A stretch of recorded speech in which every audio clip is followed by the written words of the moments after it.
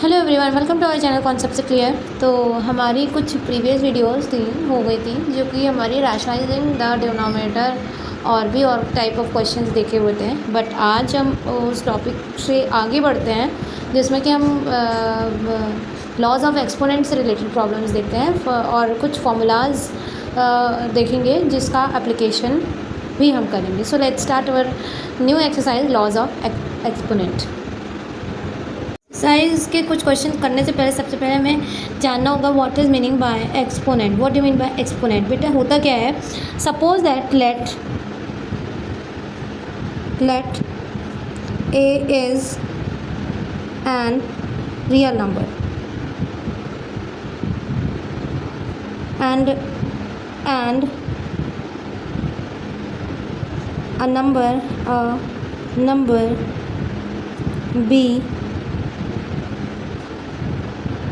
number b is written upper side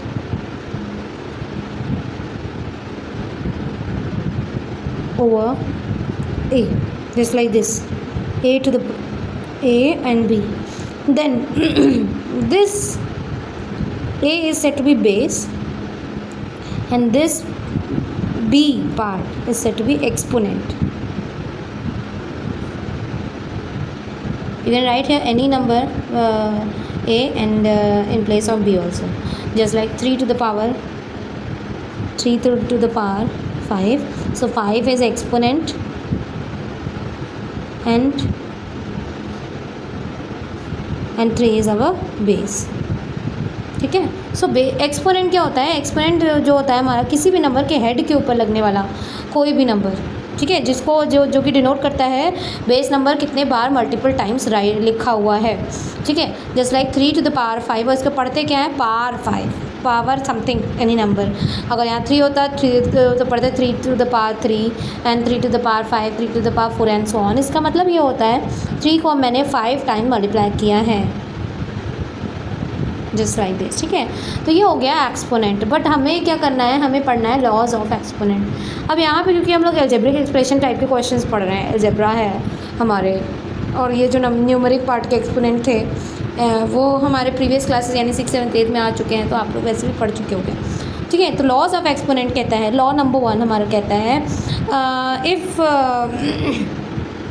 any number is in the form of a to the power n m and a to the power n carry the multiplication sign. If bases are same then we will add the powers together, हाँ। तो इनकी powers को हम लोग add कर देंगे, ये हमारा रूल नंबर 1 कहता है। रूल नंबर 2 कहता है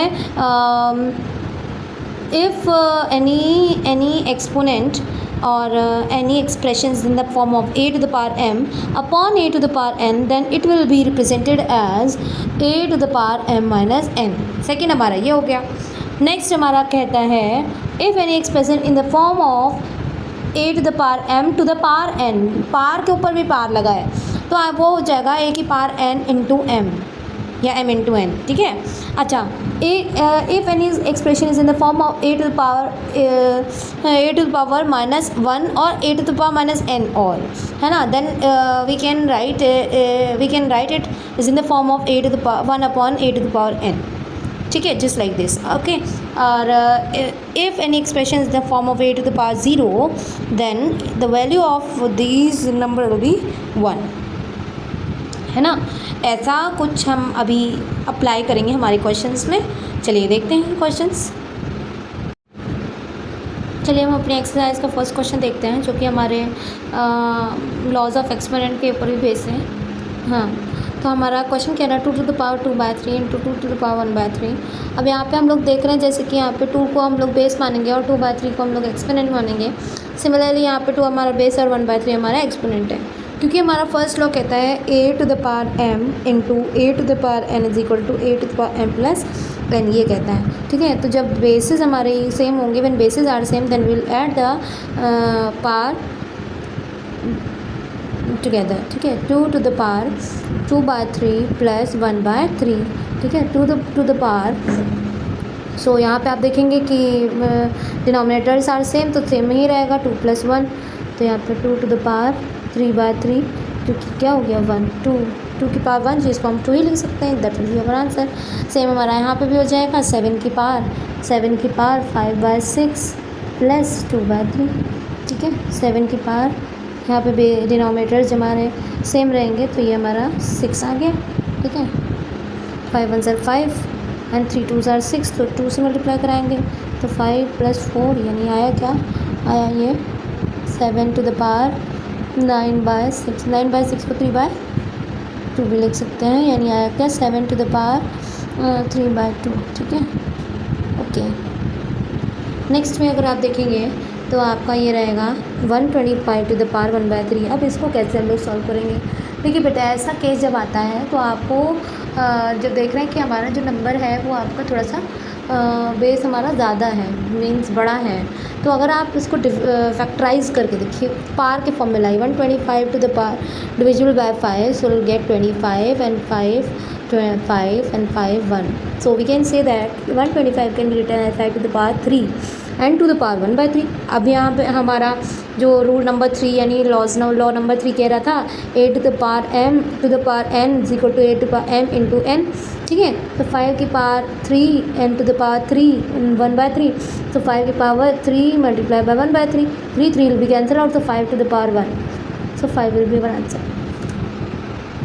सेम हमारा क्वेश्चन ये भी कह रहा है, ये 64 टू द पावर 1/3 1/6, ठीक है। तो इसको हम कैसे सॉल्व करेंगे, 2 टू द पावर में लिख देते हैं, 64 डिविजिबल बाय 2, यस, सो 2 3 ज़र 2 2 ज़र 2 1 ज़र 6 ज़र 2 8 ज़र 2 4 ज़र 2 2 ज़र 2 1 ज़र, ठीक है। 1 2 3 4 5 6, so we can write it is in the form 2 to the power 6 to the power 1/6, ठीक है। a to the power m और n की पावर वो लगा देंगे, फॉर्मूला लगा देंगे, 2 की पावर 6 इंटू 1/6, 6 रुपये cancel out, 2 to the power 1, 2 answer. Next देखते हैं, ऐसे ही हमारे नेक्स्ट वाले क्वेश्चन हैं कुछ, वो जो कि डिवाइड वाले ऑपरेशन के ऊपर बेस्ड है। चलिए देखते हैं यहाँ पे 6 की पावर 1/4 and 6 की power 1/5, bases are same but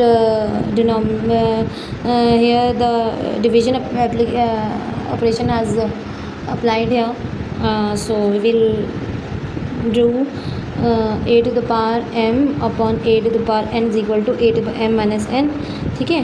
तो 6 की to the power 1/4 और by 6 to the power 1/5 can be written as 6 to the power 1/4 minus 6 to the power 1/5, तो 6 to the power denominators are not same, so यहाँ पे 5 हो जाएगा, 20 हो जाएगा हमारा, एलसीएम लेंगे तो क्रॉस मतलब 5 - 4, तो है क्या 6 टू द पावर 1/20, तो ये हमारा आंसर हो जाएगा।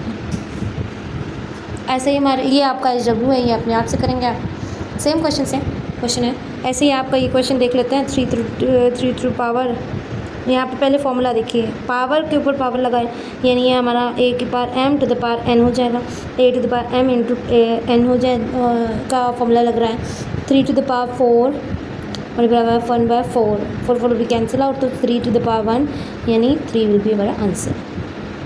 और जैसा कि ये भी क्वेश्चन है हमारा, सो इसको ये हम सॉल्व कर लेते हैं। चलिए देखते हैं क्या है। इसको आप लिख सकते हैं 3 टू द पावर -4, जो कि हमारा 1/a की power n can be written as a to the power -n, है ना, वो भी लिख सकते हैं। और 2 द पावर 1/2, जो कि वो कौन से फॉर्म में, मल्टीप्लाई फॉर्म में आ जाएगा।